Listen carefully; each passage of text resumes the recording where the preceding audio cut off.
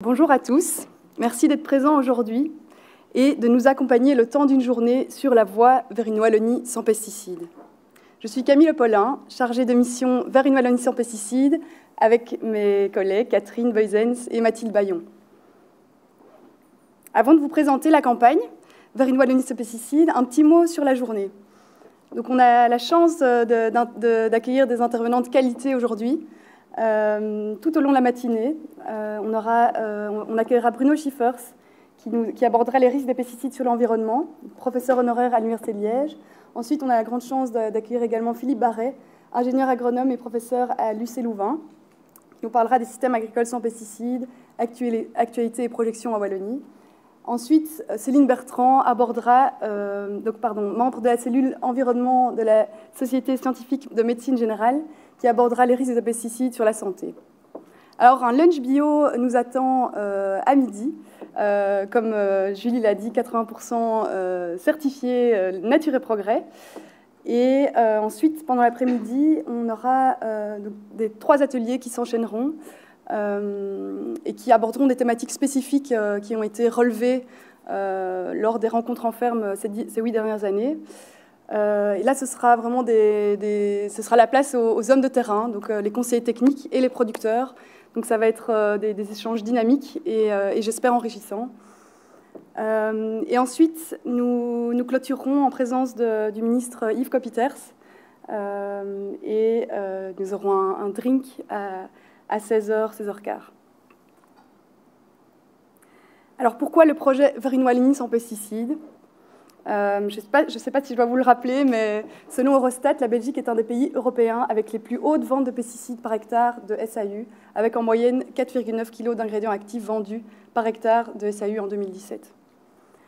Sur le graphique de gauche, on voit que les betteraves, les pommes de terre et les vergers représentent un peu moins de 10% de la SAU wallonne et sont les cultures les plus dépendantes des pesticides chimiques de synthèse. Ensuite, on a les céréales qui se situent dans une fourchette moyenne avec entre 1,3 kg par hectare par an de pesticides appliqués jusqu'à 2,8 kg par hectare de pesticides appliqués en fonction de la culture. Et ensuite, on a les prairies qui représentent 46% de la SAU wallonne et qui, elles, sont les cultures à pression phytosanitaire les moins importantes. Excusez-moi pour mon bégaiement, ça va aller. Alors, sur la carte de droite, on peut voir que le nord du sillon Sambre-et-Meuse est caractérisé par une agriculture intensive. C'est à cet endroit-là qu'il y a davantage de cultures de betteraves, de pommes de terre, mais également de vergers, alors qu'en bas, dans le sud, on a un territoire qui est prédominé par des prairies. Alors, on ne compte plus la multitude d'études qui démontrent depuis des dizaines d'années les effets toxiques des pesticides chimiques de synthèse sur la santé et l'environnement. Je ne vais pas m'attarder sur le sujet aujourd'hui, car deux experts en la matière me suivent dans la matinée et se chargeront d'aborder ces points-là. Mais c'est dans ce contexte que le projet vers une Wallonie sans pesticides est né, il y a 8 ans, face à l'urgence de mettre en lumière une agriculture durable et indépendante d'intrants chimiques de synthèse.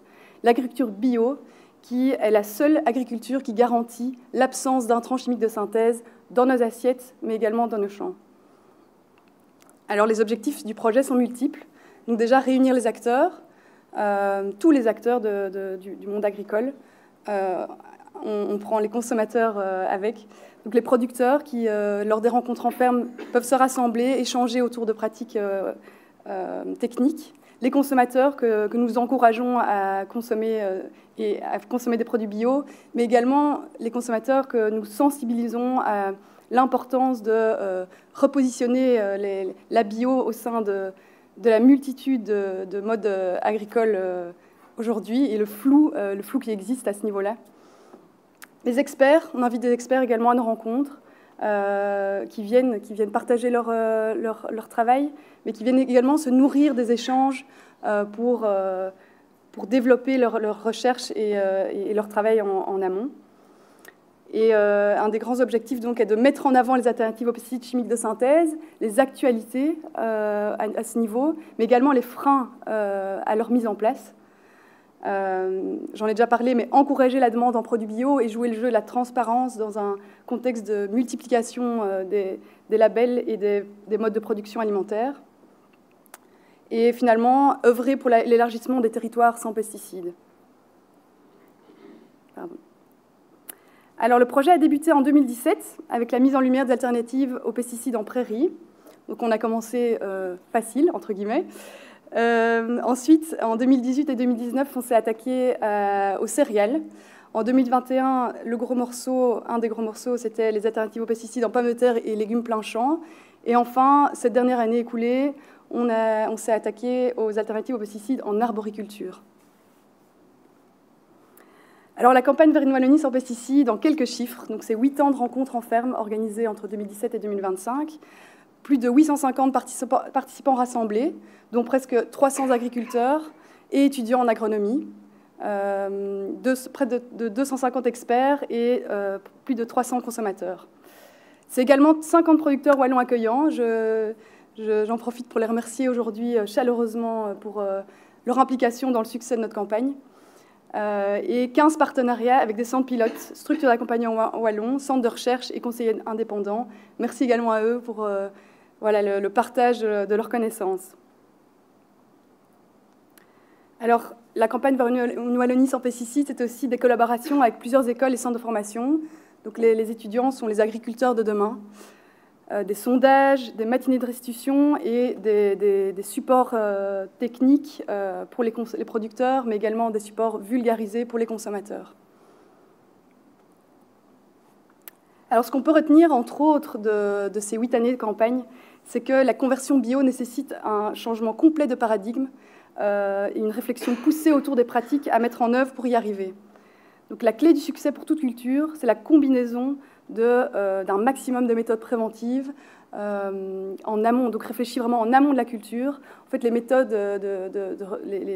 curatives sont des méthodes de rattrapage qui sont utilisées en deuxième recours. C'est en plus des solutions qui sont extrêmement coûteuses, difficiles et rares. Et donc, les méthodes préventives, elles doivent être vraiment réfléchies en amont et elles se réfléchissent à plusieurs échelles. Donc, elles se mettent en place à plusieurs échelles. Donc, déjà, au niveau de la rotation, par exemple, on va privilégier des rotations longues, des rotations diversifiées. On va faire attention aux intercultures. On va faire attention à la place des cultures dans la rotation, donc pour optimiser, entre autres, l'assimilation de l'azote et faire en sorte que la fertilité du sol soit optimale. On réfléchit aussi à des méthodes préventives à l'échelle du parcellaire agricole. Donc, on va implanter des haies, des bandes enherbées. On va morceler les parcelles donc pour anticiper au maximum les risques érosifs, mais également pour permettre de diversifier la rotation au maximum. Et on va aussi mettre en place des méthodes préventives au niveau de la culture. Donc, ça va être le choix des variétés. Donc, on va choisir des variétés résistantes au maximum. Ça va être le choix de la période de semis, etc., etc. Et aussi les associations de culture, c'est aussi un gros levier. La clé du succès, c'est également être au plus proche de sa terre. Donc, c'est avoir une bonne idée des conditions météorologiques et environnementales de ces parcelles pour anticiper l'apparition de maladies telles que le mildiou. C'est connaître les conditions microclimatiques de son sol pour choisir la bonne opération de désherbage mécanique, par exemple, et aussi choisir le bon moment de passage quand le sol est bien ressuyé, par exemple. Ça va être aussi de connaître les adventices, les ravageurs, les maladies, connaître leur cycle de vie pour essayer d'anticiper un maximum leur apparition, mais également connaître les auxiliaires pour pouvoir s'aider des auxiliaires dans la lutte biologique. Et finalement, intégrer au maximum la biodiversité, aussi bien aérienne que souterraine, en intégrant des engrais mellifères, etc. Alors, les producteurs étaient tous unanimes sur le fait que les investissements et le travail fourni aujourd'hui, notre terre nous le rendra plus tard, ce qui signifie que les pratiques biologiques représentent un gage de durabilité. Et alors, Patrick Sylvestre, qui est là aujourd'hui, nous dit très justement que la base de tout est d'aller voir ses champs. Il faut réapprendre à observer sa terre, connaître les caractéristiques de ses parcelles, l'environnement qui entoure ces parcelles, les adventices présentes. Il faut prendre ce temps. Alors, les méthodes étaient globalement communes pour les différents producteurs rencontrés. Mais chaque producteur procédait à sa manière. Par exemple, au niveau du désherbage mécanique, chaque producteur va choisir une opération qui est adaptée en fonction de différents facteurs. Par exemple, les conditions microclimatiques de ces parcelles, les caractéristiques du sol, la présence d'adventices dominantes, les machines disponibles sur l'exploitation, etc.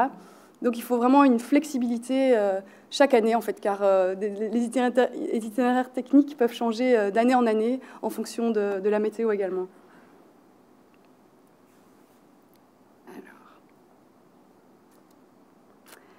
Alors, produire sans intrants chimiques de synthèse, oui, c'est possible, comme en témoignent plus de 2000 fermes bio wallonnes.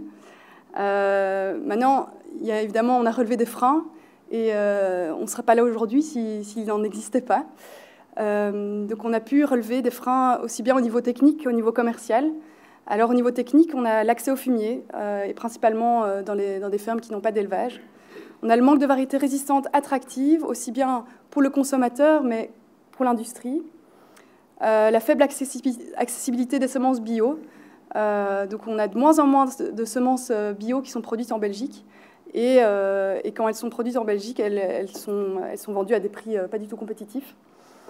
La disponibilité des trieurs de semences, donc ça c'est par rapport aux associations de culture, et de machines pour le désherbage mécanique. La gestion de nouveaux ravageurs dans un contexte de changement climatique. La gestion des dérégulations climatiques, par exemple des périodes beaucoup plus intenses de pluie en plein milieu du printemps où en fait, les fenêtres d'action pour le désherbage mécanique sont déjà très très courtes. Ça complique tout à fait le travail des agriculteurs. Ça favorise aussi l'apparition de maladies comme le mildiou. Donc beaucoup plus de difficultés. Alors la gestion de l'érosion, donc ça va être une thématique qu'on va aborder cet après-midi, et l'importance de l'optimisation du travail du sol. Et finalement, le manque d'accessibilité à la formation, à la production bio dans les hautes écoles. Donc il y a de moins en moins de formations dans les hautes écoles agronomiques bio, et on s'en désole. Alors les pistes de solutions, donc ça va être soutenir l'accessibilité des producteurs aux machines de désherbage mécanique et trieurs, offrir des analyses de sol aux producteurs, soutenir de manière générale la recherche sur les alternatives aux pesticides, soutenir l'accompagnement des producteurs en transition et bio, continuer de soutenir, former à l'agriculture bio dans les écoles. Alors au niveau commercial, tout d'abord on observe une stagnation de la demande en produits bio aujourd'hui, donc l'équilibre offre-demande n'est pas bon. Les exigences de l'industrie, les industries veulent des variétés spécifiques, souvent des variétés qui ne sont pas résistantes. Les industries imposent des critères de standards ultra exigeants pour les légumes, etc.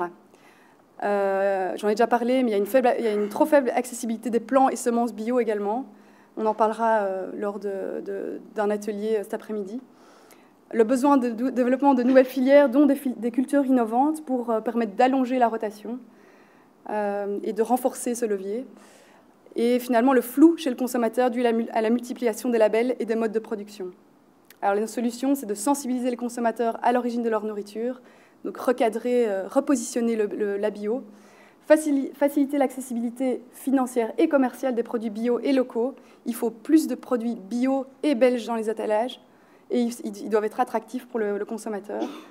Et l'industrie doit se plier à ce que l'agriculture peut fournir, et pas le contraire, l'industrie doit se plier à ce que l'agriculture peut fournir, et pas comme on observe aujourd'hui, qui est le contraire.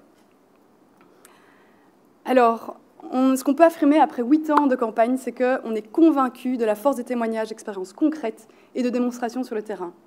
On est convaincu que nos rencontres ont ouvert des voies de compréhension, d'interpellation, d'information, d'inspiration pour un public très diversifié, et tout ça autour des alternatives aux pesticides chimiques de synthèse. Et on espère qu'aujourd'hui, Cette journée vous interpellera également, attisera votre curiosité, vous informera, vous inspirera peut-être, on l'espère. Je tiens à remercier encore tous les producteurs accueillants et les structures partenaires pour leur implication considérable lors de ces 8 ans de campagne. Merci à eux.